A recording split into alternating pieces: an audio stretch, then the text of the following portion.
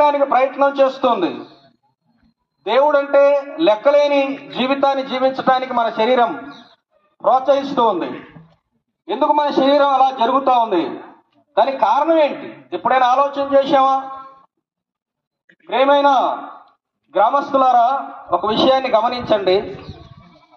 Bible గ్రంథంలో రోమా 3:23లో ఒక మాట ఉంది. ఏ భేదము లేదు, మనుషులందరూ పాపము చేశారు అనే మాట సెలవిస్తుంది. భేదాలు ఏవైనా ఉండొచ్చు. కుల భేదాలైనా, మత భేదాలైనా, వర్గ భేదాలైనా, వర్ణ భేదాలైనా, ప్రాంత భేదాలైనా, భేదాలు ఏవైనా ఉండొచ్చు, కానీ పాపమునకు భేదము లేదు. గొప్పోడైనా చిన్నోడైనా ఎలాంటి వాడైనా పాపానికి లోకములో భేదము లేదు. అందరికీ సమానమే. మనుషులందరూ పాపము చేసి అనే మాట గమనించాలి. మనుషులందరూ పాపము చేసి దేవుడు అనుగ్రహించే మహిమను పొందలేకపోతూ ఉన్నారు. దేవుడు మానవుని ఎలా తయారు చేశాడు? దేవుడు మానవుని తయారు చేసినప్పుడు పాపాత్మునిగా చేయలేదు, అబద్ధికునిగా చేయలేదు, మోసగాడిగా చేయలేదు. దేవుడు మానవుల్ని యథార్థవంతులుగా సృష్టించాడు.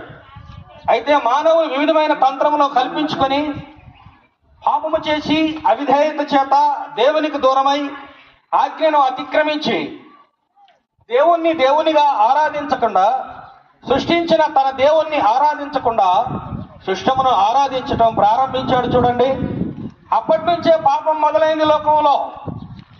ఈ పాపమును మానవుడు జయించలేక దేవునికి దూరమై దినదినం దూరమైపోయి చాలా దూరం వెళ్ళిపోయాడు.